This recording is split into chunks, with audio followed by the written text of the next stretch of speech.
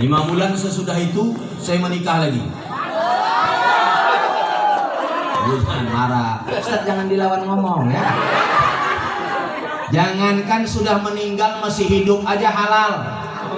Gak senang, balik. Ya Quran yang ngomong. Quran surat An-Nisa ayat 4. Fankihu ma taba lakum minan nisa masna wa sulasa wa ruba'. Nikahi kalian perempuan yang baik-baik itu boleh 2, boleh 3, boleh 4, asal jangan digabungin. 234 lempo. Sudah.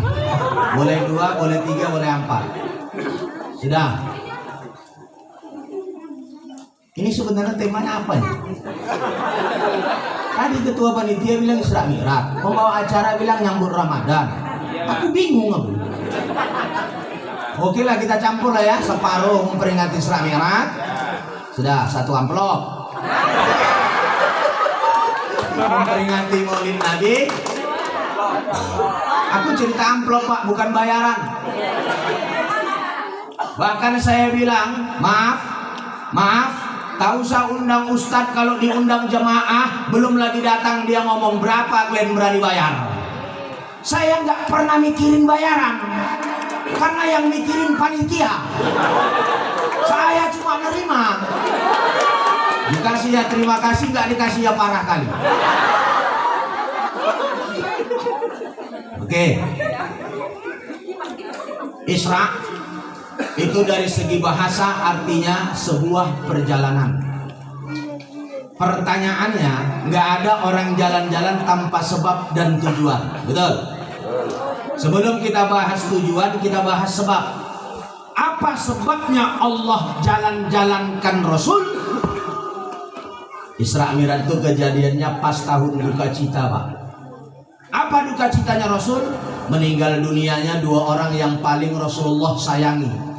Yang pertama siapa? Istrinya yang tercinta, Khadijah.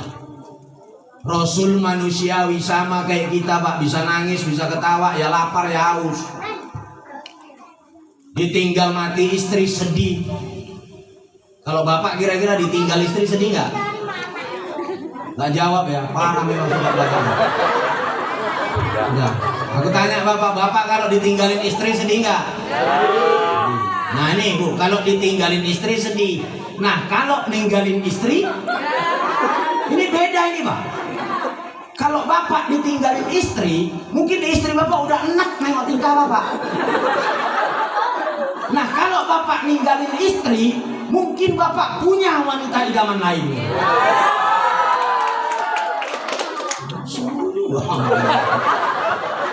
Asal jangan balik ke rumah gaduh aja nih. Nah Rasulullah itu manusiawi, ditinggal Khadijah. Khadijah itu siapa? Selama ini kan kita dengar lagu hanya Aisyah saja yang diagung-agungkan, betul? Ayo kita bahas. Khadijah itu janda kaya. Usia 40 tahun nikah dengan Rasul. Rasul waktu itu 25 tahun. Anak lajang 25 tahun nikah dengan janda 40. Tapi ini janda bukan sembarangan. Janda kaya Pak. Saking kayanya, bangsawan kafir Quraisy, bangsawan Quraisy tidak ada yang berani ngelamar. Tapi untuk Rasulullah, Khadijah menyuruh Ummu Aiman agar Rasul mau melamarnya. Banteng Nabi. Tapi nggak playboy, nggak kayak bapak pas-pasan sok-sokan, langsung ganteng, jujur lagi.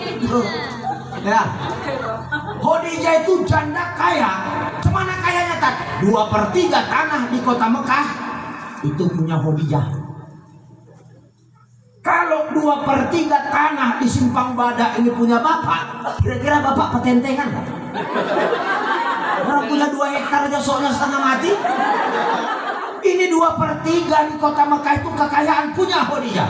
Hebatnya lagi, habis harta Khadijah untuk membantu dakwah Nabi.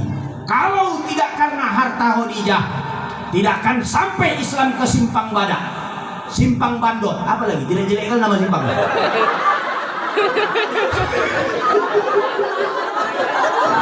Simpang apa?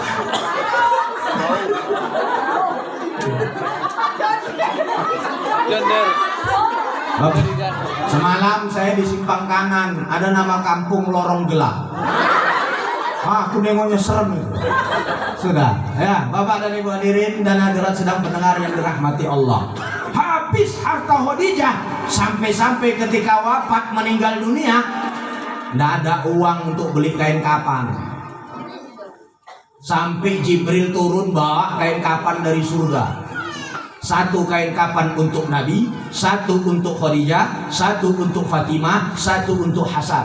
Husain nggak kebagian karena Husain meninggal dunia di Karbala. Kain kapannya dari surga. Nah pertanyaannya, adakah lagi di zaman sekarang istri yang kayak Khadijah?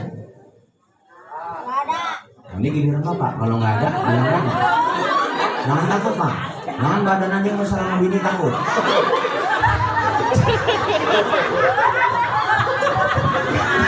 Ya.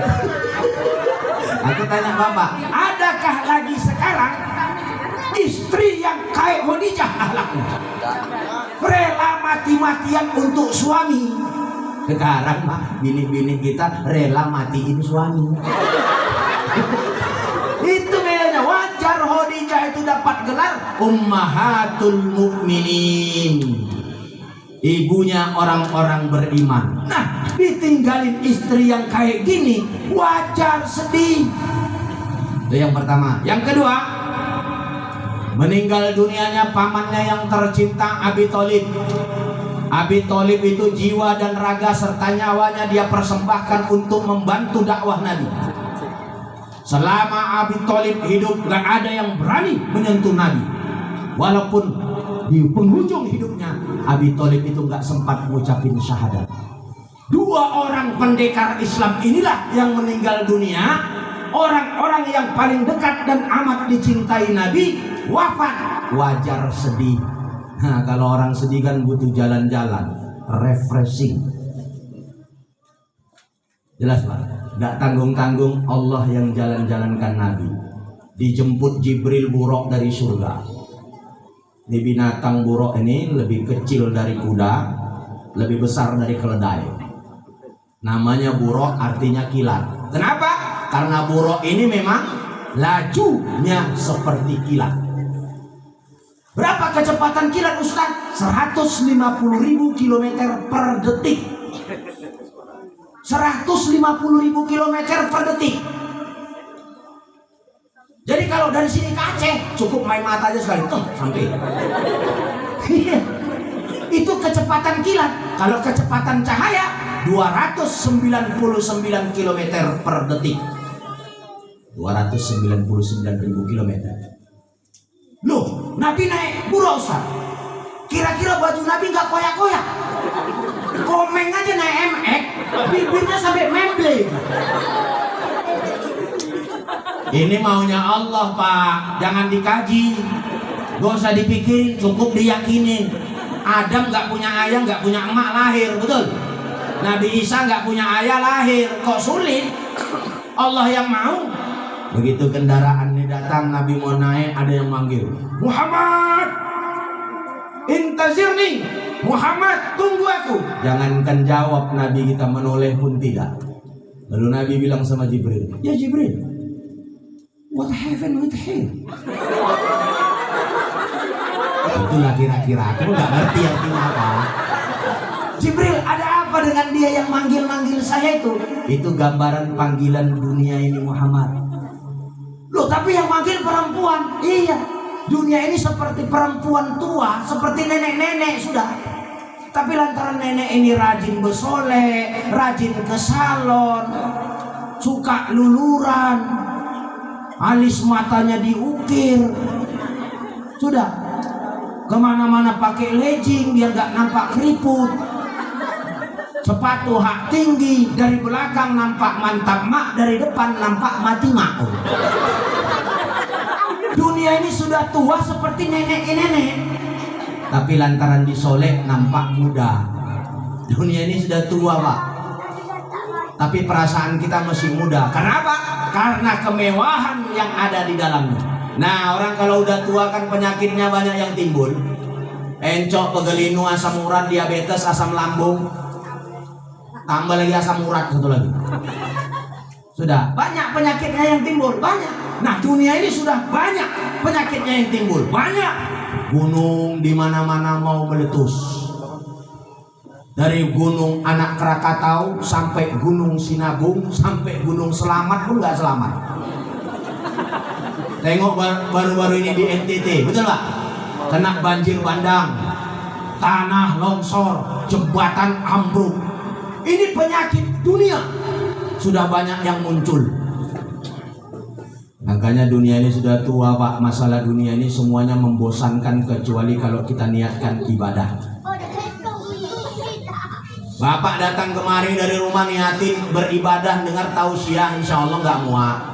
Kalaupun ada yang muak nanti kumohonlah kalau pulang jangan satu-satu sekalian semua. Biar enak hitungannya. Udah, ya Bu. Sudah niatin ibadah.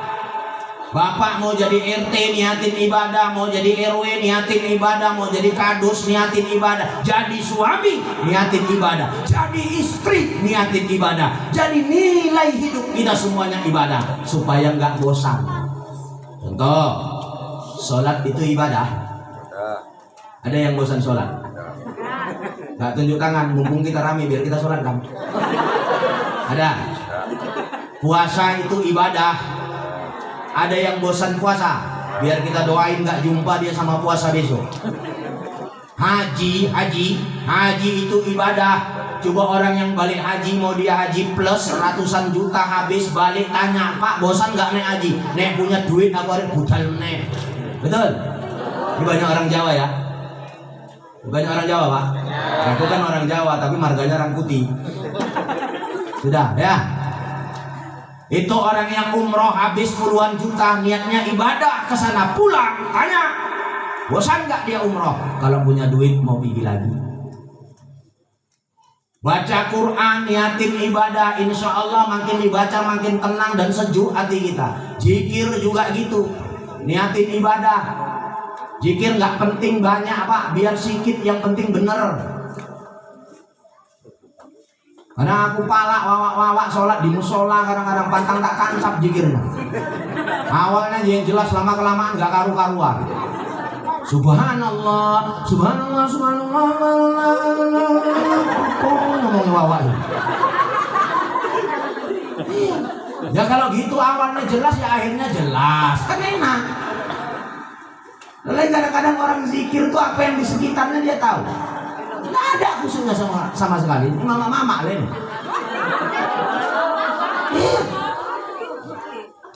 Mama-mama zikir di rumah habis sholat isya. Subhanallah, subhanallah, subhanallah, subhanallah.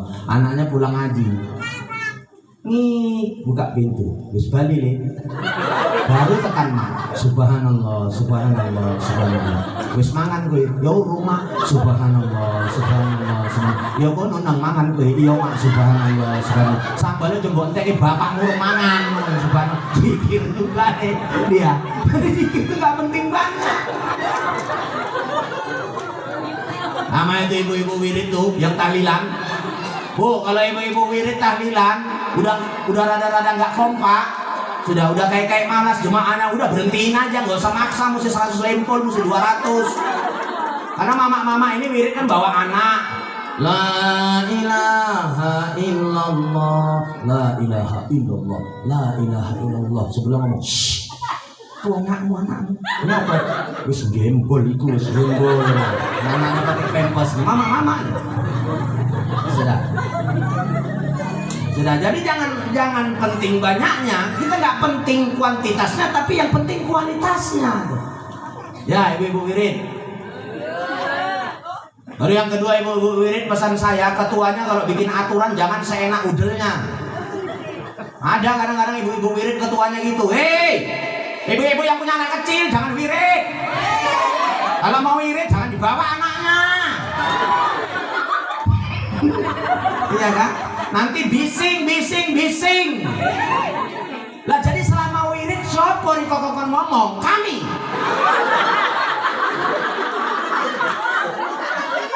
Wirid dibawa anak bagus, itu anak biar dengar Yasin, betul?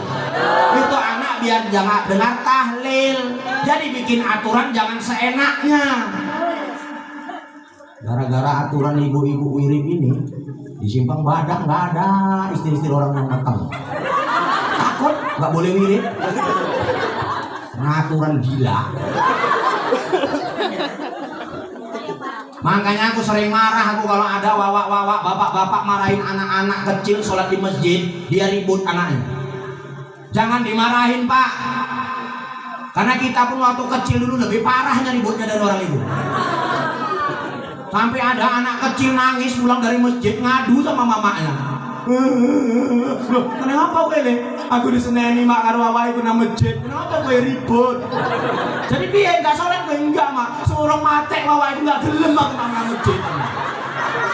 Bahaya kita seperti ini. Lu yang namanya anak-anak itu kalau nggak ribut nggak anak-anak namanya. Bapak-bapaknya aja pun kadang-kadang sering kok ribut kalau sholat. Bahkan nggak jadi sholat gara-gara imam. Ini yang terawih banyak yang balik. Imami sopo, bawa anu, aku mau lah lambat.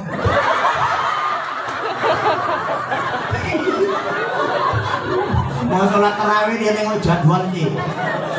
Nah, bawa iki aku nggak. Sing iki tak silang aku nggak teko. Sing iki tak silang aku nggak teko kan. Dasar kadang-kadang imam pun nggak nengok situasi. Kalau makmumnya agak tuaan ya agak cepatan dikit. Jangan ayat pertama bawa al-waqiah ya lari jemaahnya. Sudah. Makanya jadilah imam yang menyenangkan. Begitu masuk naik jadi imam tanya makmum gigi 3 apa gigi 4. Udah terserah aja lah Pak. Yang penting asik. Tapi awas tekungan tajam di depan. Kan enak. Jadikanlah suasana di masjid itu enak. Jadi orang nggak canggung ke masjid. Jelas Pak? Ya berangkat Nabi. Kan tadi nama naik. Berangkat sampai Masjidil Aqsa. Disuguhkanlah 2 minuman.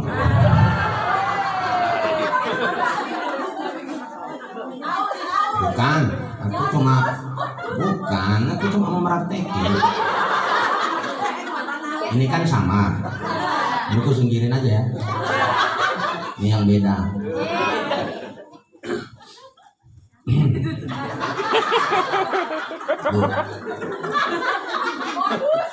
Kalaupun aku minum wajar, aku udah kerja. Aku udah ceramah walaupun sekian menit wajar. Tapi kalau gitu aku dipanggil datang-datang minum, aku baru kurang ajar namanya. Aku malah segar aja kok protes ini kok. Ya wes aku nggak minum, nggak apa-apa, nggak minum, nggak apa-apa. Ya piye meneh wes konangan trikku baris konangan. Ya, Nabi sampai ke Masjidil Aqsa, sholat berjamaah. Sama siapa kan? Sama ruh para nabi. Ada 124.000 nabi dan 313 rasul. Nabi jadi imamnya. Selesai sholat disuguhkan 2 minuman. Yang satu susu, yang satu khamar. Aku mau meraktekin nggak pas, susunya nggak ada. Makanya aku balik lagi ke bawah.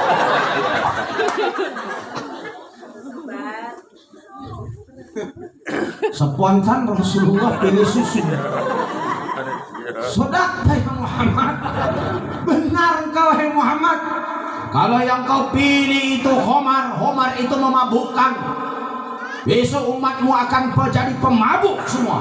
Ada yang mabuk dengan pangkat dan jabatan, lupa dengan kewajiban. Mabuk dengan harta. Yang parahnya lagi mabuk sama janda. Untung yang kau pilih susu. Sesudah minum, meluncur, naik Nabi, naik ke langit 1 ketemu Adam.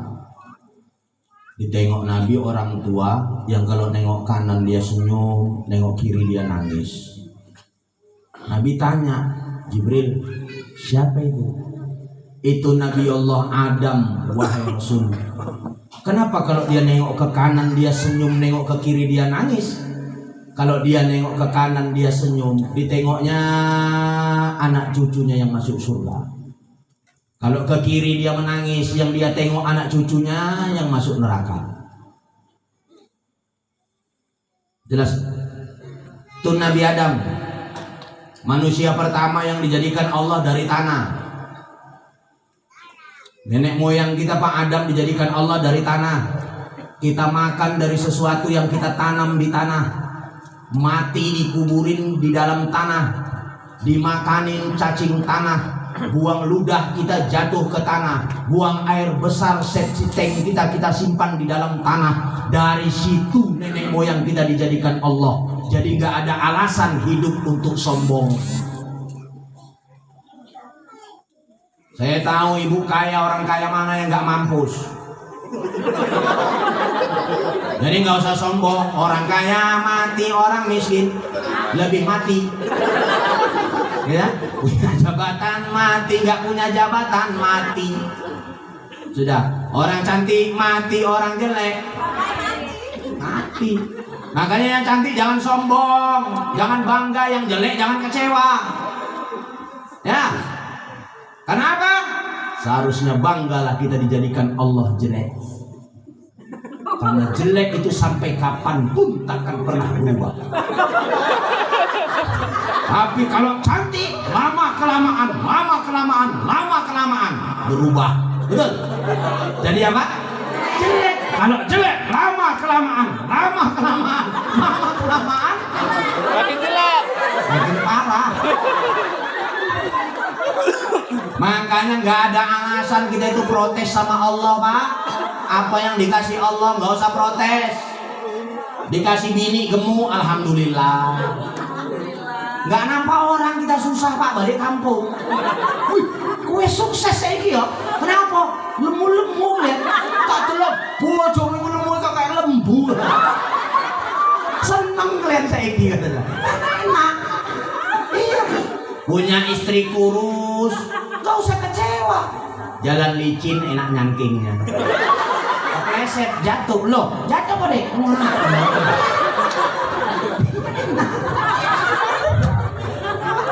Jadi nggak ada alasan. Kita kadang-kadang punya badan gemuk sambet, badan kurus sambet dulu terus. Kapan syukurnya? Aku gemuk-gemuk gini aku bersyukur. Gemuk-gemuk gini banyak yang ngangenin aku. Loh apa kok masalah tadi? Yang ngangenin aku itu istriku. Kok salah? Dia baru SMS, hati-hati pulangnya Bang Yawas jatuh amplopnya.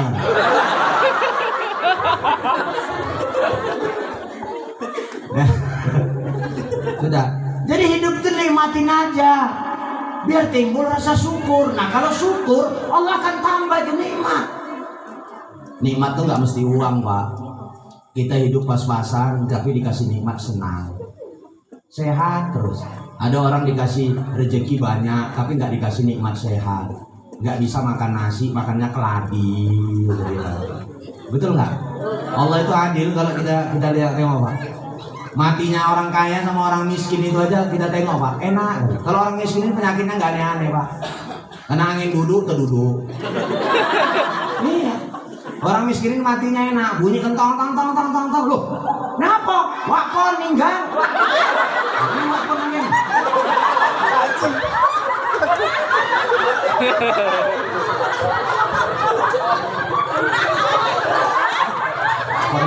Bukan Koneriko Pak. Nek wak ini nanti wak ini. Walah apa ini yang kayak gitu. Wak ini eneng, wak minyak eneng. Lek Pardian ya Lek Pardian. Eneng juga. Piye dari jenengku tak gawe nggak mungkin. Bunyi kentang lho, siapa jadi kan lele anu. Adil kan? Lo kan ngapa? Kejedot pintu. Orang miskin ini enak, kepleset ke tempat tidur aja lewat. Iya, kepleset kamar mandi lewat. Kadang-kadang ada orang yang banyak duit, penyakitnya aneh-aneh, sampai keluarganya sambet, ngurusnya sambet sampai tahunan nggak mati-mati. Habis hartanya baru mampus. Allah Maha Adil, Pak. Allah tahu. Sudah, Bapak dan Ibu hadirin dan hadirat sedang pendengar yang dirahmati Allah. Meluncur Nabi, naik lagi ke langit 2. Ketemu dengan Nabi Isa. Nabi Isa itu ahli pengobatan. Orang penyakit kusta sembuh di tangan Nabi Isa. Orang yang buta mata sembuh di tangan Nabi Isa. Naik lagi ke langit 3, ketemu dengan Nabi Yusuf. Nabi yang amat tampan. Tapi kalau ditanya mana tampanan Nabi Yusuf sama Nabi Muhammad, kalau saya ditanya, saya bilang tampanan Nabi Muhammad.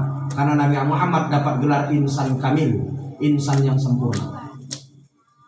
Kalau bisa dipresentasikan 100% ketampanan, 50% itu untuk Nabi Muhammad, 25% untuk Nabi Yusuf. 75. Sisa berapa, Pak? 25 lagi. 25 lagi itu kemana dibagikan? Dibagi-bagikan dari mulai Adam sampai manusia terakhir. Makanya aku pasrah dapat model kayak gini. Kemana lagi? Sudah. Loh, meja ibu ya? Kayaknya senang kalau ketawa ya. Dalam batinnya ngomong, ini nyadar rumahnya Ustaz. Sudah, Bapak dan Ibu hadirin dan hadirat sedang mendengar yang dirahmati Allah. Naik Nabi ke langit keempat, ketemu Idris. Nabi Idris itu Nabi yang pernah mati hidup balik. Kenapa? Nabi Idris itu CS sama malaikat Israel, kawan kental. Enak kalau kawannya malaikat, Pak. Jadi lantaran Nabi Idris itu kawan kental sama malaikat Israel, Nabi Idris pernah minta satu permintaan. Kepengen ngerasain sakaratil maut. Kepengen dicabut ruhnya tapi dibalikkan lagi. Dicabut ruh Nabi Idris, mati, dibalikkan lagi. Ketika hidup Nabi Idris ngomong, kau marah ya? Bila kalau bahasa kita, kok sakit kali rasanya ketika kau cabut ruh. Padahal Nabi, Pak, apalagi model kita. Nabi nggak wajar, ada yang mangap, ada yang matanya nggak bisa ditutup, ada yang tangannya gini. Kenapa? Kita mati ini tergantung kebiasaan kita, Pak. Makanya di kampungku dulu ada ahli togel. Ada sini togel. Tiap pagi Wawa itu bangun tidur, apa dia bilang? Piro sing metu. Sore nanti piro sing metu. Besok gitu lagi, bangun tidur pagi piro sing metu. Sore piro sing metu. Jadi itu aja yang diulang-ulang tiap hari. Terakhir Wawa itu memang waktu mau meninggal itu yang dia bilang piro sing metu. Piro sing metu. Lewat Israel ngak gue sing metu.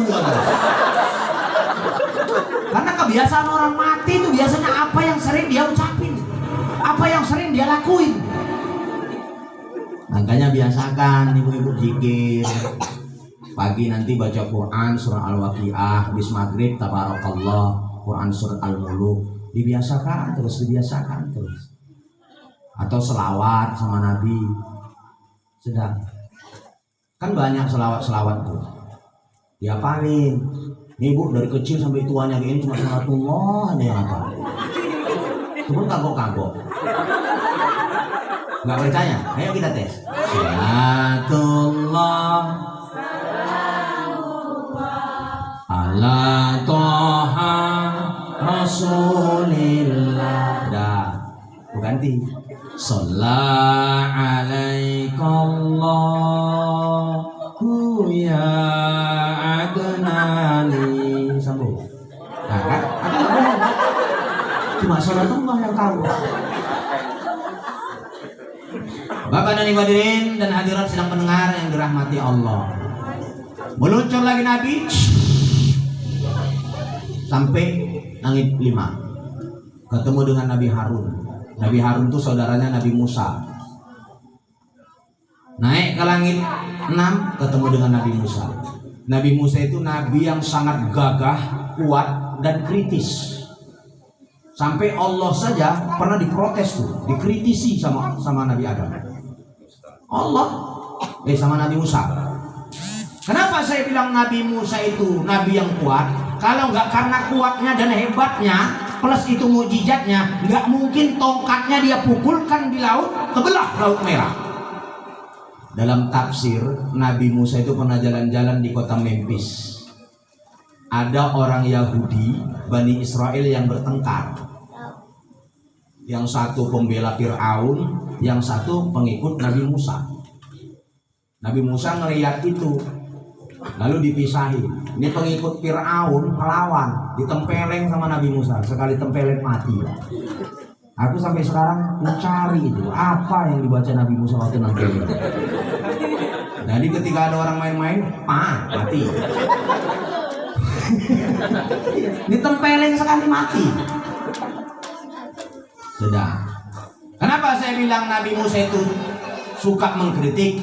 Dalam Al-Quran kami ada dijelaskan. Wa kallamallahu Musa taklima. Ingatlah ketika Musa itu berdialog, berkata-kata sama Allah di Bukit Tursina. Nabi Musa itu pernah bilang sama Allah, ya Allah, jika kau benar tunjukkan wujudmu. Apa kata Allah? Lau istaqarra hadzal jabal la ra'aina. Kalau seandainya kau tengok gunung-gunung itu semua masih pada tempatnya, kau akan tengok aku. Ditengok Nabi Musa, gunung-gunung itu bolak-balik, mondar-mandir, bergerak gunung itu, pingsan Nabi Musa. Begitu dia sadar, Allah, mana wujudmu? Waktu kau pingsan udah kutengokkan, tapi kau pingsan. Baru ditanya Nabi Musa lagi, wahai Allah, kau tidur nggak? Diperintahkan sama Allah, wahai Musa, peganglah air yang berisi, peganglah gelas yang berisi air penuh. Sekuat dan semampumu, kapan dan selamanya. Dipegang Nabi Musa. Ternyata Nabi Musa terkantuk, goyang ini gelas, jatuh air. Itu jawaban dari Allah. Kalau seandainya Allah tidur, berantakan kita, Pak. Betul nggak? Sudah. Bapak dan Ibu hadirin dan hadirat sedang pendengar yang dirahmati Allah. Naik lagi Nabi sampai ke langit 7, ketemu dengan Nabi Ibrahim. Sebelum Rasulullah naik ke Sidratul Muntaha, Rasulullah dikasih kesempatan nengok gambaran surga dan neraka. Kalau cerita surga kita enak, Pak. Bahas nerakanya dulu. Di neraka ditengok Rasulullah ada segerombolan orang yang menggunting-gunting lidahnya, gunting putus nyambung lagi, gunting putus nyambung lagi. Jibril siapa itu? Itulah manusia di atas dunia ini yang punya lidah, punya mulut, punya bibir, tapi suka kalau ngomong nyakitin hati orang, terutama hati suami dan hati mertua. Berapa banyak seorang istri itu cinta betul sama lakinya, tapi benci betul sama mertuanya? Ada? Sayang betul sama lakinya, tapi tak sayang sama mertuanya. Ada lagi seorang suami sayang betul dia sama bininya, tapi nggak begitu sayang sama mamanya. Ini suami tolol nih namanya. Aku terang-terangan aja, Bu. Karena yang paling berhak terhadap kita itu, Pak, ibu kita. Ada dalilnya, Ustadz? Ada, biar aku bacain. Jangan kalian pikir aku Ustadz kaleng-kaleng. Manis tahakko ala zaujatin. Aisyah bertanya sama Nabi, ya Rasulullah, manis tahakko ala zaujatin zauzuha. Manis tahakko ala zauzuha ummuha. Siapa yang paling berhak terhadap istri? Suaminya. Siapa yang paling berhak terhadap suami? Ibunya. Pak, bapak ketemu istri udah besar? Udah. Istri bapak ikut nggak besarin bapak? Hah? Tengok gaya aku, Pak. Bapak ketemu istri bapak udah besar. Ikut nggak suami istri bapak itu besarin bapak? Bapak sarjana, ada yang sarjana, ada yang pegawai negeri. Ikut nggak istri bapak itu nyokolain dan bantu nyarjanain bapak? Orang tua kita yang setengah mati kerja, Pak. Mati-matian dia kerja, sampai mati betulan lagi kadang-kadang. Demi anak. Begitu bapak jadi sarjana, tes PNS, jebol jadi pegawai negeri sipil, orang tua belum sempat makan rezeki bapak, udah menikah. Begitu menikah, rezeki bapak pun yang ngatur bini. Laki tolol. Wah, terang-terangan aja tuh. Ya, badan besar, muka seram, bentak bini nangis. Kalau cerita politik dia yang hebat nih, di warung sampai banting meja. Wah, aku nggak iso, aku pilih, nggak iso. Sampai tengah malam kombur, bininya miskol, ngangkat api yang derdek. Cukup-cukup gitu. Kalau cerita politik dia yang hebatnya.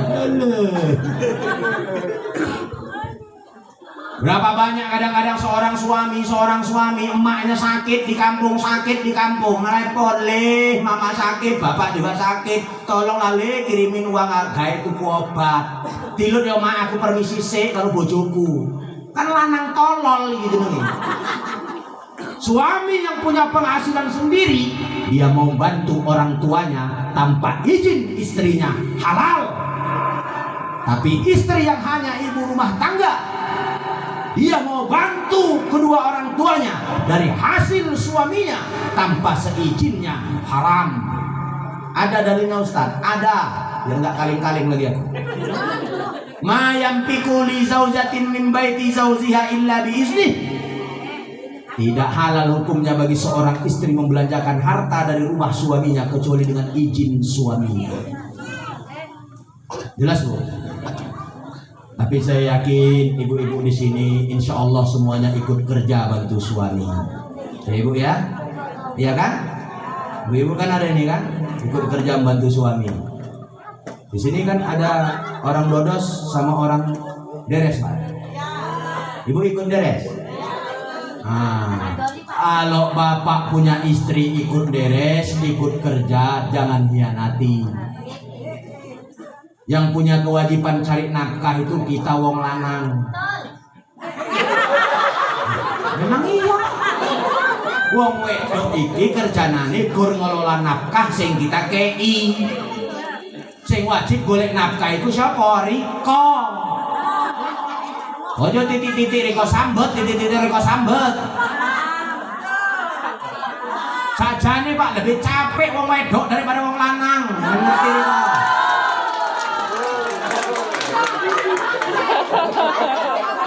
Iya. Apa yang bisa dikerjakan laki-laki, perempuan bisa. Bisa deres? Ada perempuan yang bisa dodos? Ada. Riko iso meteng. Bisa nyusui. Jadi aja sosokan Riko. Sudah. Ya? Jangan sosokan. Beruntunglah kita yang punya istri ikut mencari nafkah. Istri yang ikut mencari nafkah membantu suaminya. Istri seperti ini besok 10.000 tahun duluan masuk surga dari suaminya. Dan sekali-sekali tak hibur kan gak apa-apa orang ini Pak. Iya. Saya ulangi sekali lagi. Istri yang ikut cari nafkah bantu suaminya, besok di akhirat 10.000 tahun mereka duluan masuk surga dari suami. Memang iya. Jadi kalau seandainya ibu duluan masuk surga, kami belakangan, ibu mau nunggu nggak? Mau nunggu nggak? Enggak. Nah inilah istri durhaka. Baru cerita ece-ece, udah nggak mau nunggu. Pantang diiming-imingin. Kenapa saya bilang seperti itu? Perempuan itu Pak, nggak usah cari pahala jauh-jauh, di rumah banyak pahalanya.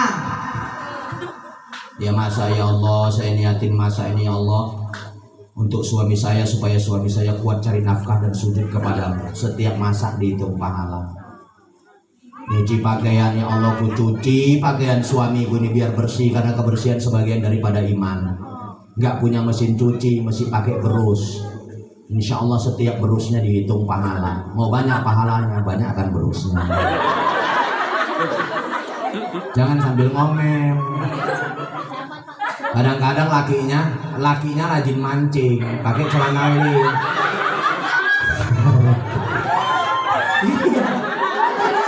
Lakinya rajin mancing, kalau mancing pakai celana li.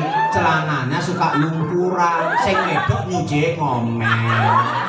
Nang dia bapak dia lah celana kok kayak ngene nak kotore. Sudah sambet, makin capek. Ngomel yang berus celana lakinya. Iya, ikan gabus ya kena sambel juga.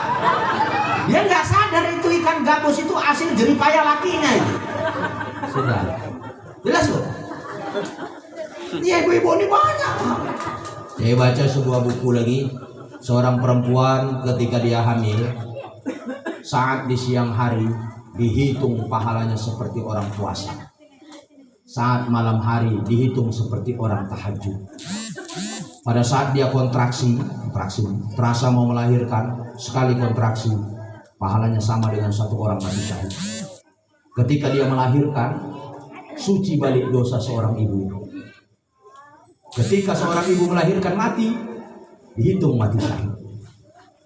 Pada saat melahirkan anak, dia menyusui anaknya, setiap satu tetes air susunya dibalas dengan 1000 kebaikan. Makanya ibu-ibu hamil itu banyak pahala. Makanya mau banyak pahala,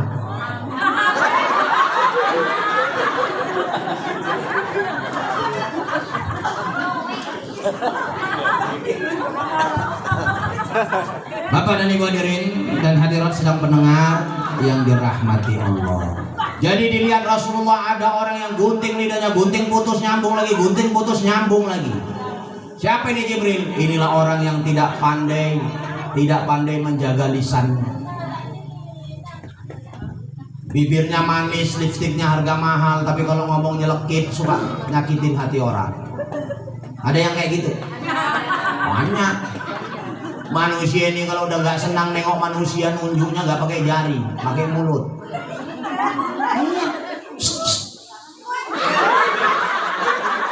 Ibu nih, gigi wirid rencananya mau cari pahala 1 on, pulang bawa dosa 1 kilo, tekor 9 on.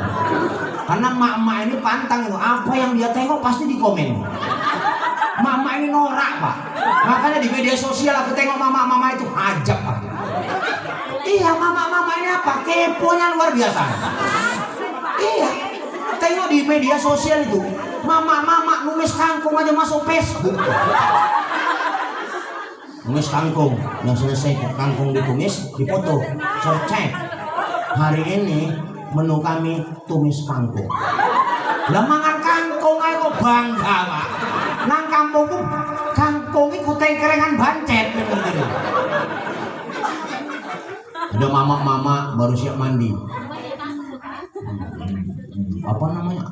Rambutnya masih basah, selfie. Unggah di Facebook, statusnya seger.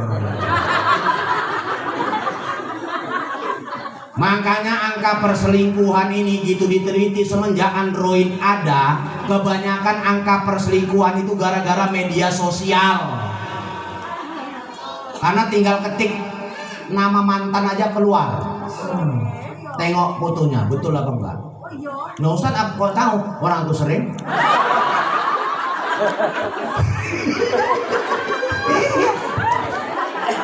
Sudah, baru kena ping jempol. Nah, minta nomor HP. Akhirnya CLBK, cinta lama belum kelar. Sudah, nggak percaya bapak? Betul kan yang saya bilang? Makanya istri bapak itu kalau udah minta Android nggak usah kasih. Ini kadang-kadang HP mama-mama ini jauh lebih mahal daripada HP bapak-bapak. Betul pak? Aku konangan ya, rair kok ngenes gitu.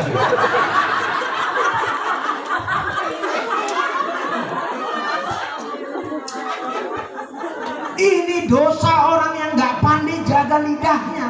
Bibirnya manis, lipstiknya harga mahal, tapi kalau ngomong jelekit. Makanya berulang-ulang sering aku bilang, Bu, daripada punya bibir manis, lipstik harga mahal, lebih bagus gak usah pakai lipstik dan bibir memble. Tapi nggak pernah nyeritain orang. Iya, lebih bagus memble, nggak pernah nyeritain orang. Karena orang memble itu kalau ngomong nyiprat, itu mences. Jadi wong takut cerak-cerak, pas nangis-nangis aja. Ini kadang-kadang udah memble, suka lagi nyeritain orang. Makanya saya bilang, Bu, itu memang orang sumbing fisiknya kurang, tapi hakikatnya orang sumbing itu sebuah kelebihan. Karena orang sumbing itu nggak punya dosa mulut. Makanya nggak usah kecewa. Kenapa saya bilang orang sumbing nggak punya dosa mulut? Dia kalau nyeritain orang nggak ada yang pas, makanya nggak dosa. Dia ngomong rambutan, amutan, ngomong nguningan.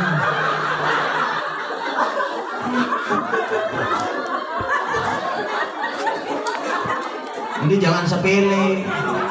Ada orang buta hafal Quran, betul nggak Pak? Kita yang melek kayak cilik, jus amai nggak tamat-tamat.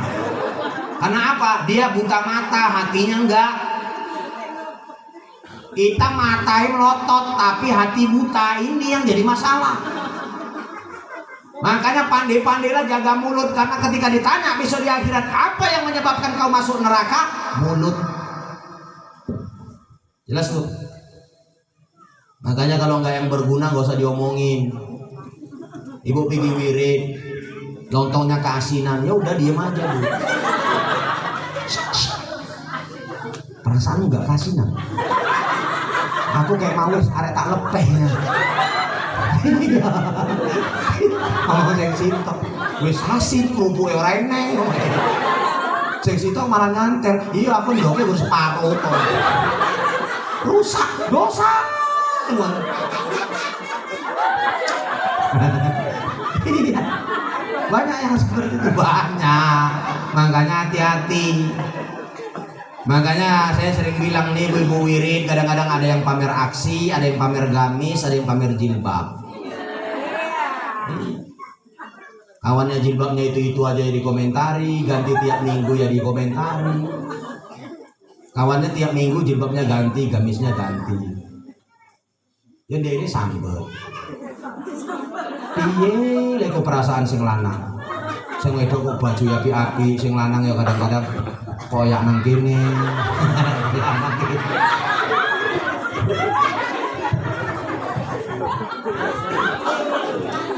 Wong sing lanang aja gak protes kok riko yang protes.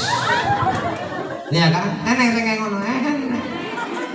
Ya eneng wong wedok jilbabe iki kuwae. Ya diceritai juga.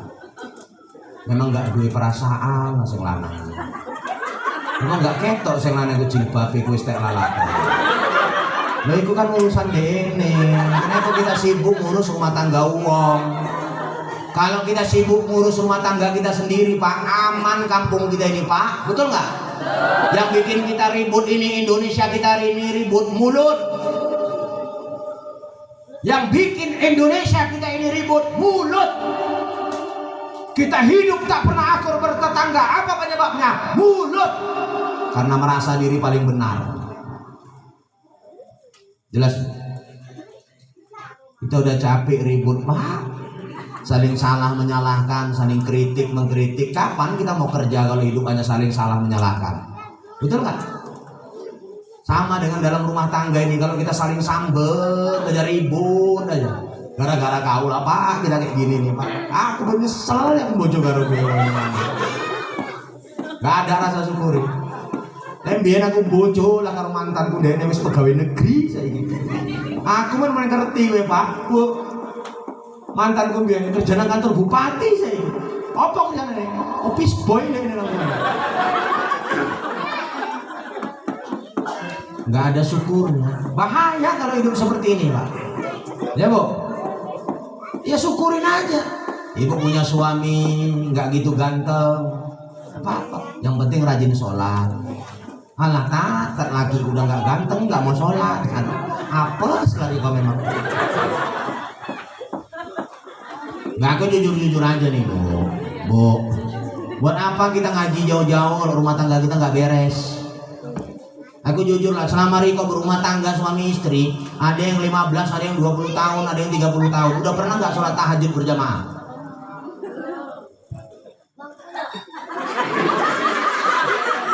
Seumur-umur orang pernah. Nanti Ramadan ini praktekin, Bang. Sahur kok. Sebelum sahur kita tahajud dulu ya. Alah nek kowe ngerti kan bacaan Quran kowe elek. Nek ngono kowe sing nang mburi kan. Nek aku sing nang ngarep. Kan iso. Walaupun sing lanang iku bacane elek, tetap sing lanang sing nang ngarep. Hidup itu kan saling mengisi, Bu. Ada kadang-kadang kita hidup berumah tangga itu bininya jago baca Quran Qoriah, lakinya nggak pandai baca Quran. Betul? Ada kadang-kadang dalam hidup itu istrinya soleha, lakinya pemabuk, tukang main judi, selingkuhan, ya kan? Iya, hidup itu kan Pak saling menutupi. bukan mencari kesempurnaan. Kalau bapak sama ibu berumah tangga untuk mencari kesempurnaan nggak akan dapat, Pak. Tapi apa? Kita berumah tangga itu saling menutupi kekurangan. Istri punya kelebihan, suami punya kekurangan. Suami punya kelebihan, istri punya kekurangan. Kelebihan istrilah yang menutupi kekurangan suami, kelebihan suamilah yang menutupi kekurangan istri. Baru jadi. Bukan saling menonjolkan dan menjelek-jelekkan dan memburukan kekurangannya masing-masing. Ibu jago ngaji, laki nggak pandai, ajarin, Pak. Ngaji yuk. Ya diajarin. Ngono payah nangkep, iku makane. Lawan karo guru. Sayang gue Pak ganteng tapi bodoh ya ampun. Enggak apa-apa. Ada kadang-kadang lakinya soleh, rajin sholat, ke masjid nggak pernah tinggal, tapi bininya nggak mau sholat. Dan si laki nggak mau ngingatin, bapak rajin sholat nggak pernah tinggal, sedekah bapak hebat, tapi bini bapak nggak mau sholat, nggak bapak ingatkan anak-anak bapak biarkan membuka aurat dan tak menutupnya, bapak diam. Bapak pikir bapak mencium bau surga, mimpi. Tapi kalau istri rajin sholat, lakinya pemabuk, tukang main judi, tukang selingkuh sana sini, bininya tetap sabar, dia rajin sholat, bini seperti ini masuk surga, bapak nggak akan ngikut.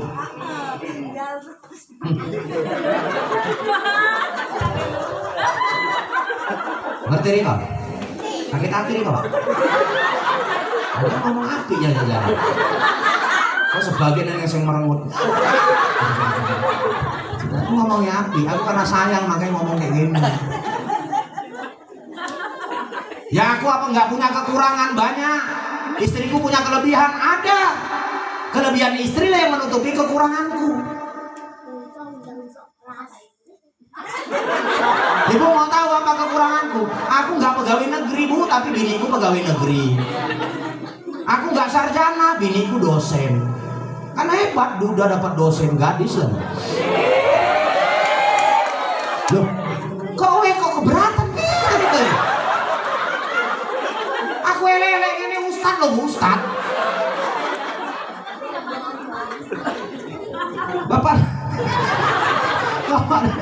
hadirin dan hadirat sedang pendengar yang dirahmati Allah. Maaf, di sisi lain dilihat Rasulullah ada orang yang ditikam kemaluannya dari depan tembus ke belakang. Siapa ini Jibril? Inilah umatmu di atas dunia ini, hai Muhammad, perempuan-perempuan yang selalu tebar pesona dengan membuka auratnya. Ibu-ibu bersoleh bukan untuk suami, tapi untuk tampil di depan umum. Salah Bu. Ibu pakai parfum silakan, tapi silakan pakai parfumnya hanya untuk suami. Bersoleh silakan hanya untuk suami. Suami-suami juga kalau bini itu beli parfum, bini itu beli bedak, gak usah ngeyel, gak usah marah. Tuh kok ini bedak lo Kang. Piro harganya itu? 200 Kang. Larang itu. Lebih bagus kowe tuku bedak deh. Bar mandi tak raun-raun kowe nang dalan. Kan wis bedakan itu. Nang dalan kita orang hafal. Iya, bar mandi raun-raun kowe, Pak.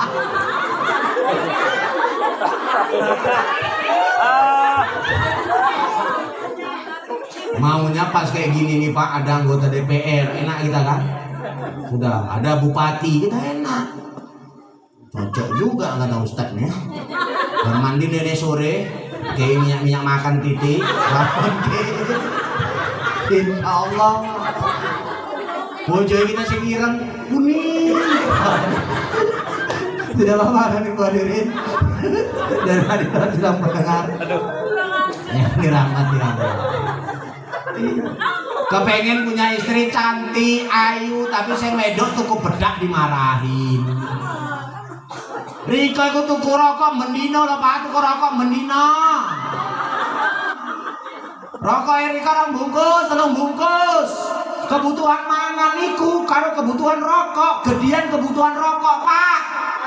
Insap Riko, insap.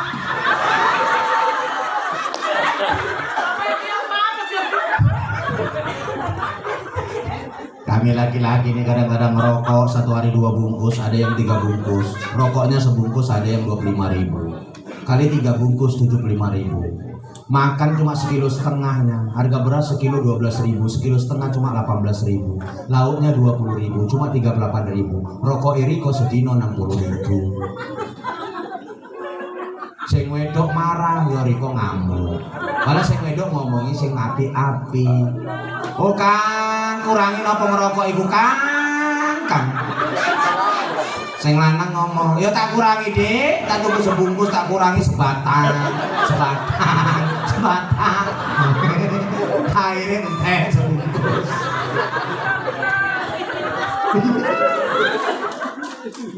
Aku ngomong ini Kang, ngomong sing wedok karena aku sayang karo kowe Kang. Nek tak delok aku turu iku Kang nang sampingmu. Tengah wengi aku tangi Kang. Tak delok ambukanmu ya Allah ya Tuhanku. Kok kae ning peluite dadamu Kang. Kadang-kadang aku tak delok ibad tentang ibad. Apa tekanku sampai isuk Kang. Makanya bapak-bapak kalau punya istri cerewet, insya Allah bapak makin sehat. Karena dia perhatian. Makanya aku seneng Pak punya istriku ini, istriku marganya Siregar. Karena katanya orang Siregar itu cerewet-cerewet. Katanya yang nikah sama Siregar, konon ceritanya lepas siksa kubur. Konon cerita. Kenapa? Dia udah tersiksa di dunia Pak. Jadi kan siksa lagi.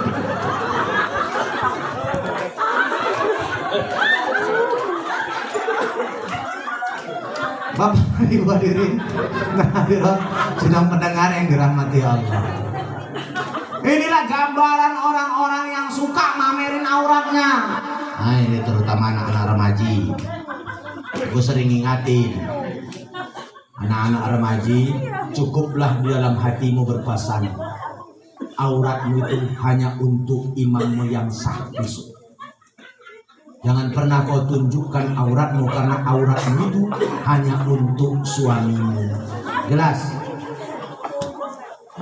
Makanya ibu-ibu jangan bangga punya anak gadis dibeliin legging yang segini ketat. Ibu kadang-kadang yang jatuhkan harga diri anak ibu. Ibu yang beliin pakaiannya ketat-ketat.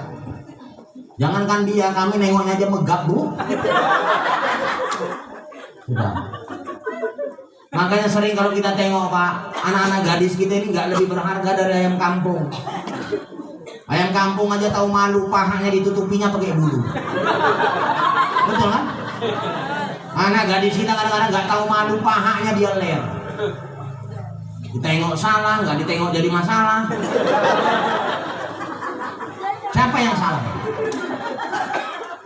Makanya berulang-ulang sering saya katakan, nak, dalam Islam itu nggak ada pacaran.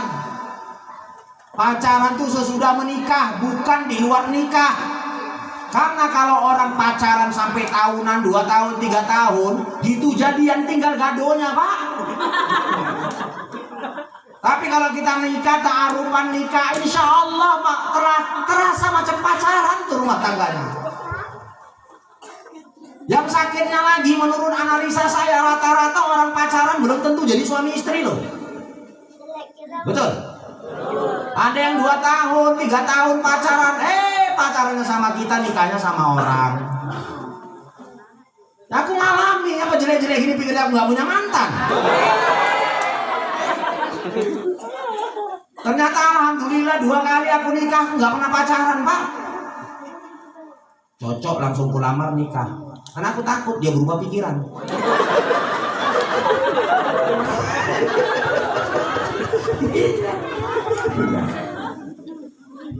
Jadi kadang-kadang pacaran 2 tahun, 3 tahun gak masuk di akal. Apalagi jalan kampung kita ini belum aspal. Ya Allah, banyak lubang-lubangnya.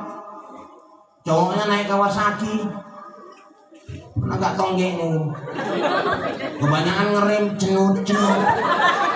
Kadang-kadang dia sengaja itu, gak lubang pun direm cenut. Nggak tahu aja kelakuan. Sudah, siapa yang salah ini? Datang ibu juga salah, malam minggu cowoknya datang. Ketok, Dek. Kan bakso di luar. Simpang. Bentar abangnya, aku izin dulu sama mamaku. Oh mak, cowokku teko lo mak. Arek ngapoi? Mama kan ngono awali. Sok bentak. Arek ngajak mangan bakso lo mak nang simpang. Lo iya. Mulai kepancing ini. Ya kono lunga. Tapi aja lali ya bungkusnya karo mama. Bapak piye mak? Wes, nek bapakmu main, mama sing ngamanke. Bapake krungu. Ya nek ngomong ngono ya wis lah, Dik. Emang enak. Sudah. Dibawa anak gadis ibu pergi tengah 8, pergi jam 8, pulang jam 12. Coba bayangin, bakso apa yang orang tuh makan 4 jam. Kalaupun ada namanya bakso rudal, itu mungkin sama rudal-rudalnya dia makan. Anak ibu ditraktirin makan bakso 12.000 sama jus satu gelas 10.000. Modal laki-laki 22.000. Setengah malam anak gadismu dibawa orang. Itu malam minggu, malam Kamis nanti yang kau kira laki-laki itu cowokmu, lain lagi yang dia gonceng. Dihianati kalian terus. Kenapa? Aku laki-laki, jadi aku tahu pribadi laki-laki itu gimana. Ya sudah kau dibawa pulang, di chattingnya kawan. Weh, aku tadi malam kencan sama si A. Oh masa iya? Kan semalam dia sama aku. Diceritainnya kau semua. Akibat apa? Akibat bodohmu. Makanya kalau mau tarupan bang, gak usah keluar-keluar bang. Di rumah aja kalau mau kenalan. Di rumah masih ada kok air galon. Selesai. Jadi anak-anak gadis, anak-anak remaja gak usah takut kok gak laku nak. Kalian juga anak-anak remaja ini gak usah takut, kalian juga gak laku. Kalau kalian sekolah berhasil, insya Allah besok orang tua yang punya anak gadis yang datanginmu. Nah, aku tengok kau sopan, akhlakmu bagus, mau ke masjid. Aku punya anak gadis loh. Tengok anak gadisku, bening kan? Iya pak, kayak buah pir. Dicocokin. Sudah. Tapi sekarang kan orang tua jarang yang kayak gitu. Ada nggak anak laki-laki yang mau ngelamar perempuan ngomong? Gue sholat le, ya. Gajimu piro le sebulan? Iya, kau sholat. Kenapa saya ngomong gini? Karena saya yakin anak-anak BKPRM ini orang-orang sholat semua. Supaya nanti kalau ada seorang ayah mau cari jodoh untuk suami anaknya, insya Allah orang-orang BKPRM inilah nanti yang jadi pilihan. Aku promosikan kalian ya karena kasihan. Sudah itu tujuannya itu. Oh itu anak apa? Oh anak BKPRM insya Allah jadi sholat. Sudah. Tapi dia nggak kaya mak. Urusan harta belakangan. Sudah. Kenapa? Harta itu nggak jamin orang hidup tenang. Betul. Tapi ketenangan itu adalah harta yang paling berharga dalam hidup kita. Memang susah hidup tenang tanpa harta, tapi nggak ada jaminan orang banyak harta hidupnya senang. Betul? Berapa banyak orang hartanya banyak nggak sempat mampir ke masjid. Kita yang hidupnya susah pas-pasan setiap waktu sholat datang ke masjid. Mana kayaan? Ada orang bisnisnya hebat, lupa sama Tuhan. Kita yang hidup pas-pasan, kita ingat sama Tuhan. Lebih kaya kita pak. Karena sebenarnya bekerja itu adalah hari penantian kita untuk mengerjakan kewajiban sama Allah. Habis zuhur kerja lagi menanti asar. Habis asar kerja lagi menanti maghrib. Akhirnya berangkatlah Nabi sampai ke Sidratul Muntaha. Sidratul Muntaha itu apa Ustaz? Ahli-ahli tafsir, ahli-ahli hikmah ngomong Sidratul Muntaha itu sebuah pohon yang besar. Pohon yang besar. Kayak inilah umpamanya. Saking besarnya pohon Sidratul Muntaha itu, kita kelilingin naik kuda selama 70 tahun nggak tembus. Besarnya batangnya, kita kelilingin naik kuda. Bapak nggak usah bayangin. Iya, gede. Nah aku nggawa tukang singso malah bahan nang ngono pirang ton gitu. Yo enggak ngerti aku. Sopo sing wani ngolah itu? Jadi pohon Sidratul Muntaha itu punya daun. Daunnya itu konon ceritanya selebar daun telinga gajah.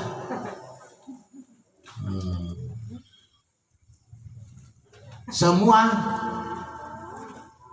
takdir kita tertulis di situ. Nama saya Syarifullah Rangkuti, lahir 39 tahun yang lewat. Insya Allah 2022 saya 40 tahun. Itu udah nggak muda lagi, sudah tua. Cuman selera memang masih muda. 40. Umur sekian tahun saya menikah, lalu istrinya meninggal. Karena dia ganteng, cepat lakunya nikah lagi. Loh, ya kalau nggak aku sendiri yang muji aku, mau siapa lagi? Mau kuharapkan orang lain? Sampai sekarang Pak nggak ada yang ngomong aku ganteng Pak. Masa aku muji diri sendiri. Ya, anaknya besok sekian, rezekinya kayak gini, tertulis di situ. Konon ceritanya 40 hari lagi sebelum kita meninggal dunia, ini jatuh daun Sidratul Muntaha ini. Pepangkuan Israel. Tengoknya nama siapa itu? Kayaknya Pak Sugimin.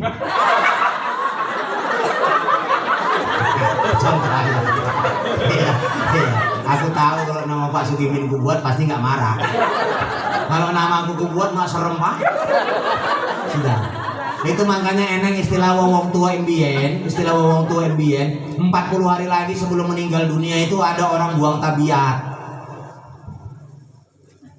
Aku istriku waktu mau meninggal dunia Pak, dia ngomong sama saya, anak saya kan sudah 2, ini mau lahir yang ketiga.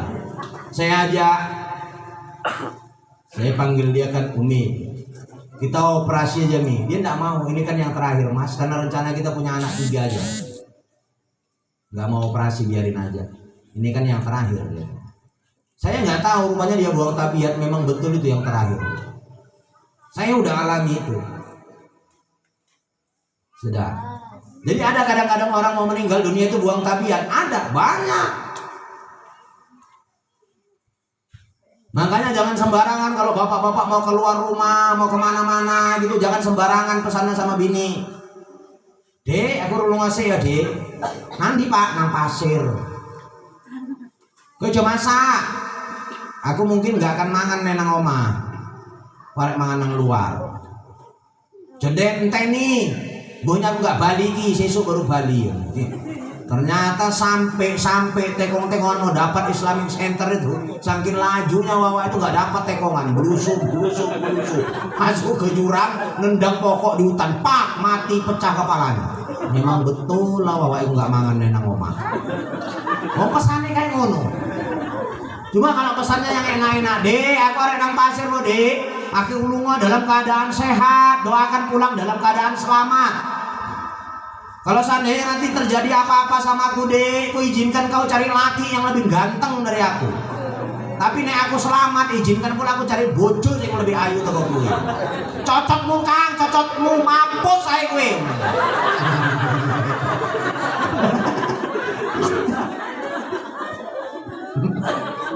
Pesannya yang aneh-aneh. Sudah. Makanya bapak-bapak jangan yang aneh-aneh. Mau tidur tuh baca ayat kursi, hatam Quran dulu dengan baca apa? Qul huwallahu ahad 3 kali, sama dengan kata Rasulullah menghatamkan Quran. Jangan ngayang sambil nyanyi-nyanyi mau tidur.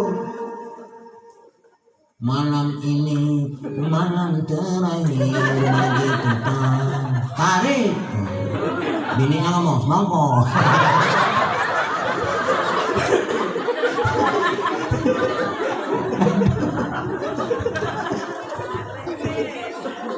Mau tidur kok nyanyi lagu malam terakhir. Isu ke kentong subuh sing lanang ditangi ke kang kepala wis ngeneng nek kepala buang tabiat. Makane mawa nek bengi ojo lagu malam terakhir. Aku takut kebablasan iki.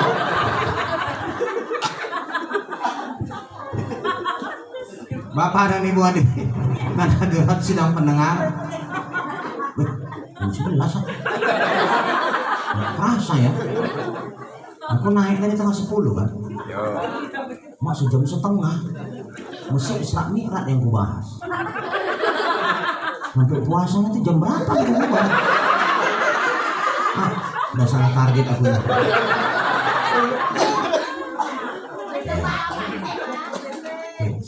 Sampai lagi kita. Belum. Hah? Belum. Ini kok ngundang apa ngontrak? Kok ngeri teman? Sampai jam 6 kok. Mau pikirin Riko kok robot? Ngombe. Alah, lantaran ada maunya makanya dari sana. Dari tadi aku mau minum disorain. Kayak aku nih nggak pernah minum lah segar aja. Cuman ya aku dari tadi udah ngiler. Sudah, Bapak dan Ibu hadirin dan hadirat sedang pendengar yang dirahmati Allah. Lalu Rasulullah jemput perintah sholat. Nah ini tujuan Pak. Sebab tadi udah kan? Ini tujuan. Yang jadi pertanyaan, sholat itu kan nggak pakai duit, betul ya? Haji pakai duit, sama-sama rukun Islam. Ya. Sholat nggak pakai duit, zakat pakai duit. Ya, mengeluarkan harta kan Pak. Sholat nggak ada yang kita keluarkan kan? Paling keringat. Puasa, kalau saya tanya Bapak yang puasa dengan sholat beratan mana? Puasa ya, nggak makan, nggak minum. Haji dengan sholat beratan mana? Haji. Kalau ada orang rajin sholat nggak nih haji boleh?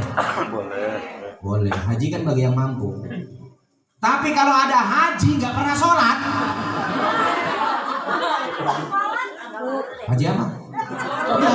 Haji kualat sama haji balap. Iya kan? Dia ngapain haji kalau nggak pernah sholat? Loh kok gitu Ustaz? Yang besok pertama ditengok Allah tuh bukan hajimu, bukan sedekahmu, bukan zakatmu. Awwalu ma yuhasabu yaumal qiyamah as-shalah. Yang mula-mula ditengok besok di hari kiamat itu adalah sholat kita. Makanya anak-anak BKPRMI, ayo ramekan masjid. Mau yang tukang dodos, mau yang tukang deres, ramekan masjid. Mau yang pemuda Pancasila, ramekan masjid. Sudah kan enak kan? Kalau semua kita ngeramein masjid. Ini kadang-kadang kita berlomba-lomba bangun masjid besar-besar, tapi kita nggak pernah berlomba-lomba membangun jemaah. Masjid kosong dari pengajian. Ustadz itu dipanggil kalau maulid sama Isra Mi'raj aja. Apa salahnya 2 minggu sekali, sebulan sekali panggil ustadz pengajian? Jadi ustadz pun banyak jobnya.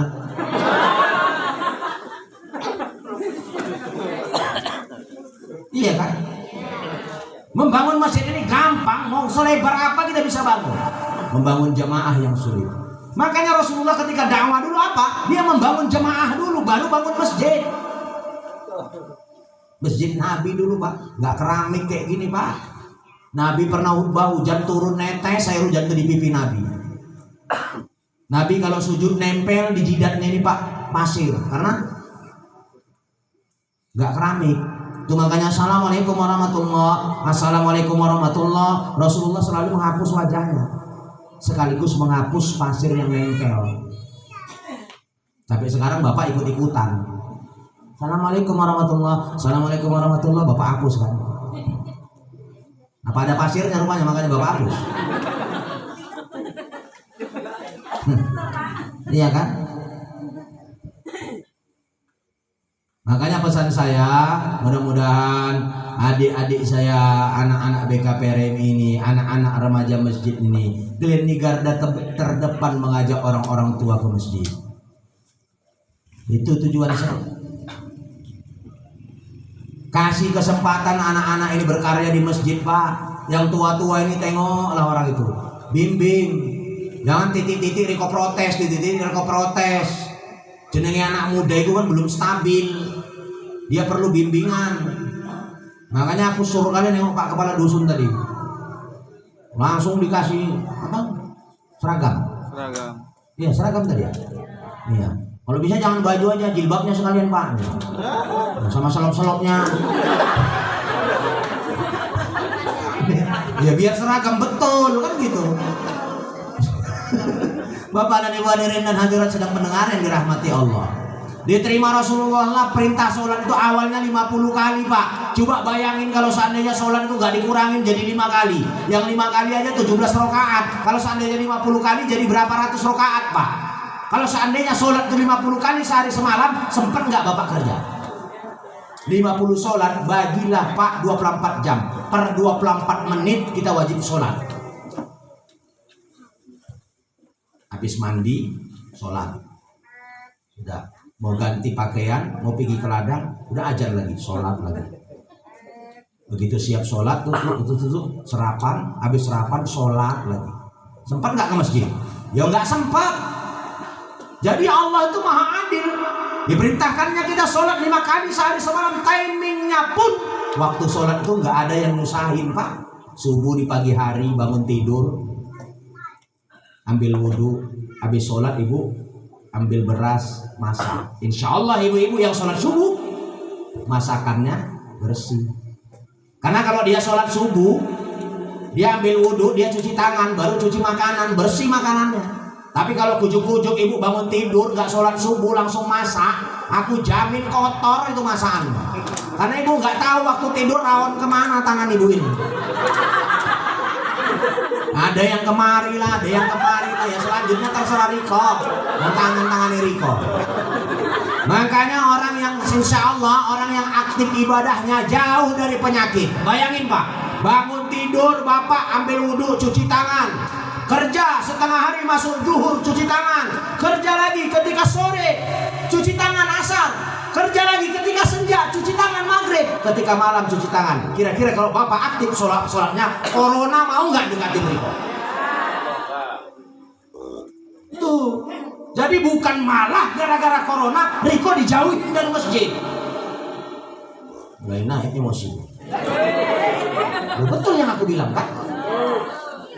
Ini banyak wawa-wawa, nggak cuma Pak, corona. Lo nggak sholat nih kok, corona, covid lo covid. Lo nggak covid, Riko nggak nang masjid kok. Makanya yang saya takutkan Pak, virus ini kita mempertaruhkan keyakinan dan rasa takut kita sama Tuhan. Kita kadang-kadang lebih takut sama yang buat penyakit daripada sama yang membuat penyakit. Ini yang saya khawatirkan. Nek arek mampus sih Riko nyuruh nang lubang semut ku mampus lah. Mobil aku sih. Yo panas sekali Pak.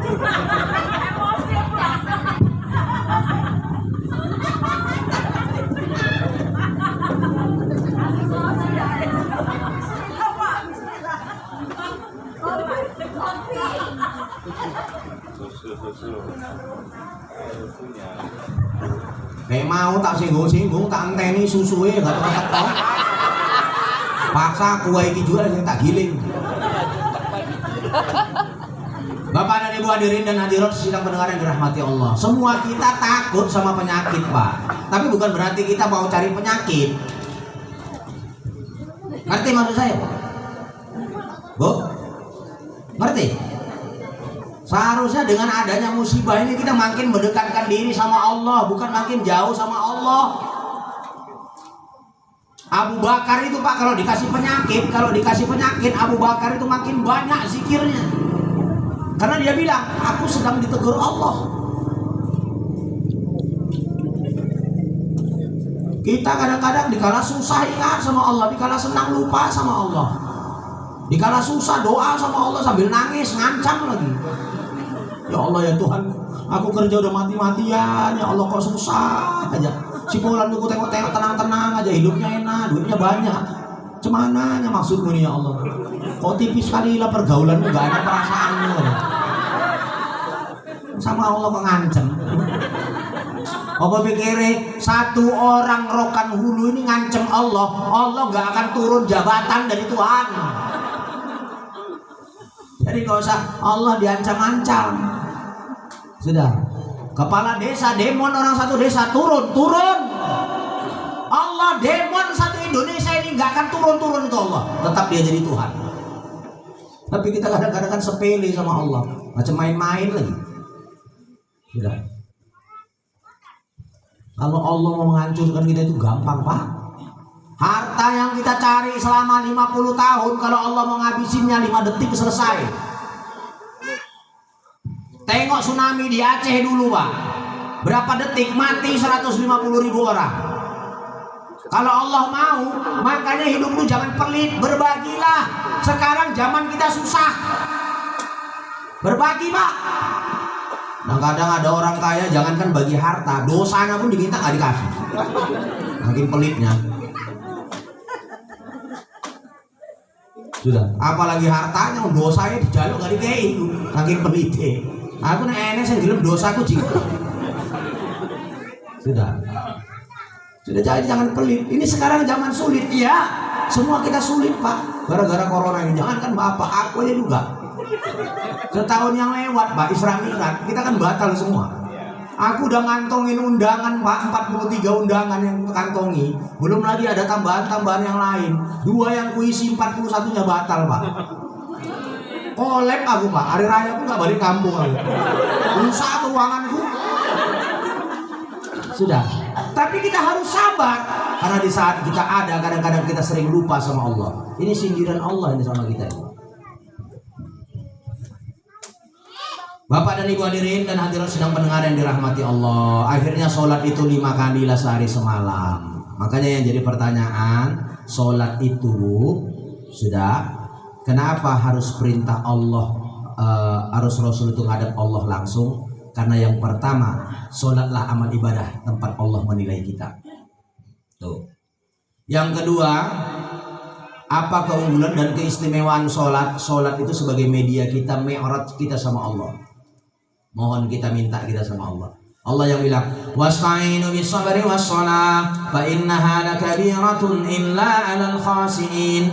Mintalah sama Allah dengan sabar dan sholat, sabar dan sholat. Apapun masalah Riko, minta sama Allah dengan sabar dan sholat. Punya masalah dalam rumah tangga, ibu laporkan sama Allah, nggak usah ngelapor sama tetangga.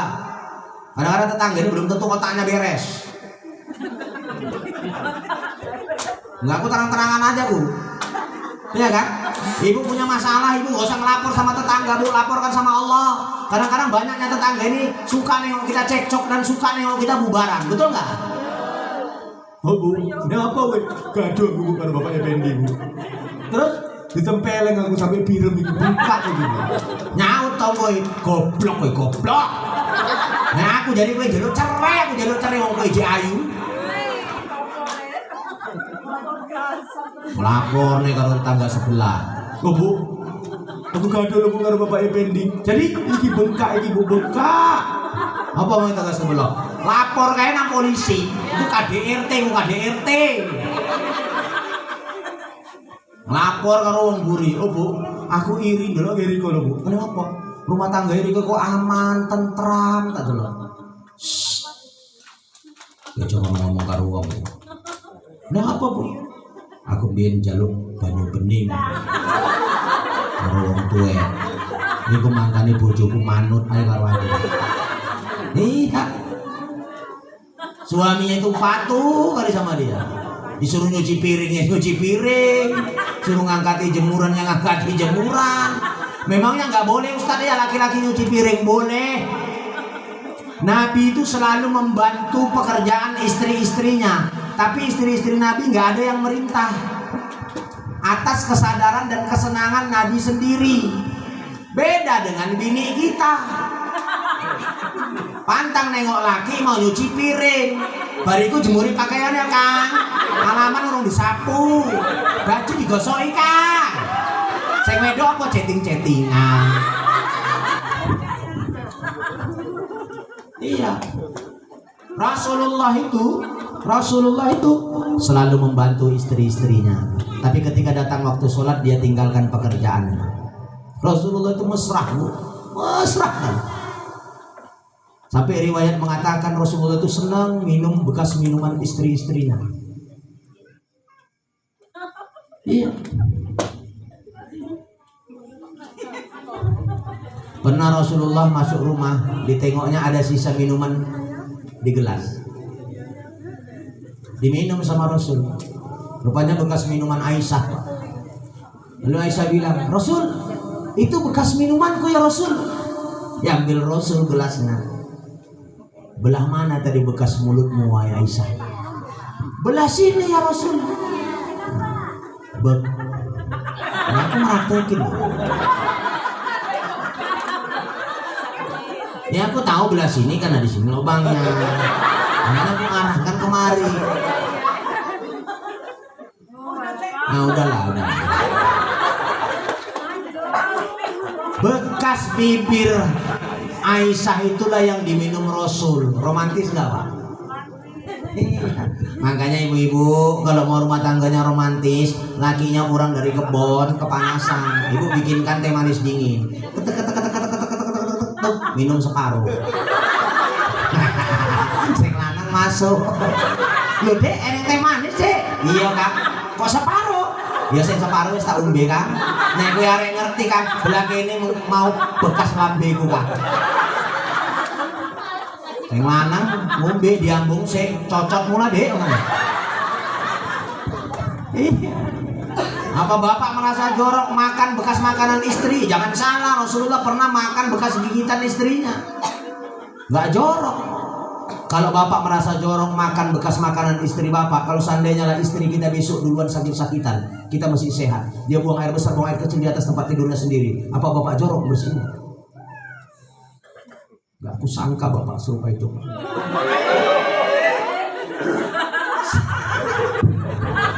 Saat sehat aja rupanya bapak seneng sama istri bapak. Begitu dia sakit-sakitan, ya Allah, sudah bapak nggak rawat, bapak duakan lagi hatinya. Tapi kalau seandainya istri bapak dalam keadaan sakit-sakitan, bapak tetap bertahan memperistrinya dan menyenangkan hatinya. Sungguh mulia hatimu Pak. Apa yoyoy yang lanang kayak gini? Sudah ada insya Allah. Begitu juga ibu. Ibu yang punya makan bekas makanan suami, jangan jorok. Kalau suami ibu besok sakit-sakitan, apa ibu merasa jorok? Bolonya? Enggak. Sudah. Bisa yakin insya Allah ibu yang hadir nih soleha-soleha nih kalau dari jilbabnya bu tengok. Jilbabnya besar-besar. Udah lunas itu. Udah Ustaz, insya Allah lunas. Ada yang merah dari caleg PD itu kan? Enggak Ustaz, beli sendiri. Enggak apa-apa bu. Ya, mana tahu pilkada kemarin ada yang ngasih-ngasih. Kalau ada orang yang mau ngasih ambil aja. Orang mau sedekah jangan ditolak, ya. Tapi kalau gara-gara jilbab itu harus bapak ibu nujuk dia, bilang sama dia, maaf Pak, harga diriku bukan segala jilbab. Kalau bapak mau ambil lagi ambilin. Tapi kalau bapak ikhlas nggak apa-apa. Sudah. Karena apa Pak? Hari ini bapak ngasih jilbab, besok ada yang ngasih bimoli sama beras. Bapak dan ibu hadirin dan hadirat sedang pendengar yang dirahmati Allah, turunlah Nabi bawa perintah sholat nih. Selesai Isra Mi'raj, tinggal nyambut Ramadan. Cukup kan Pak? Kan ini dua, Isra Mi'raj sama nyambut Ramadan. Makanya langsung kuturunkan. Nggak mungkin naik lagi. Naik turun, ya mahal ongkosnya Pak. Ramadan itu rumah bersih. Apa persiapan yang harus kita siapkan sebelum masuk Ramadan? Kan itu aja kuncinya Pak. Ibu punya rumah baru dipel, baru disapu, dipel bersih, wangi, kilat. Datang anak ibu mau masuk, kakinya berlumpur.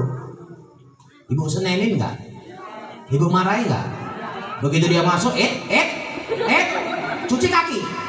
Tak serampang kok sikilmu, tak serampang. Mama kan suka gitu. Coba masuk ya, coba masuk. Patahin kok sikil. Gara-gara ngepel itu matahin sikil. Mama suka. Ya sebaiknya anak ini dia cuci dulu kaki, dia keset baru masuk. Insya Allah rumahnya bersih. Nah Ramadan itu rumah bersih. Mau masuk ke dalamnya kesetan dulu. Supaya Ramadannya tetap bersih. Dengan cara apa? 3. Kalau kita seorang istri sebelum masuk Ramadan, maka seorang istri itu hendaklah dia datangi suaminya, minta maaf dulu, Bang, besok Ramadan loh Bang. Namanya ini maghrib dan ini besok sudah puasa. Aku mau minta maaf karo gue kan. Banyak salahku selama ini. Mudah-mudahan sebelum masuk Ramadan bulan suci ini kita udah suci kesalahan kita masing-masing. Iya dek, aku juga ngono ya dek. Maaf ya aku juga oke salahku dek. Sesuk kita ulangin ya dek. Ngomongin sing lanang. Iya Kang. Dilut ae ya Kang barani royon ki kita gaduh meneh. Makanya kadang-kadang ada seorang istri minta maaf sama suaminya mikir sampai kapan nggak bertahannya ini. Ada yang kadang-kadang pagi minta maaf, sorenya udah gaduh lagi. Sudah, ini yang ketawanya paling kuat itu yang kayak gitu kayaknya. Sudah, iya, iya. Minta maaf sama suami. Suami juga, apalah salahnya juga minta maaf sama istri. Walaupun dalam rumah itu kita adalah raja, tapi sebenarnya Pak, kita juga banyak salah sama istri. Betul ya Pak? Betul. Iya. Kita ini laki-laki suka egois,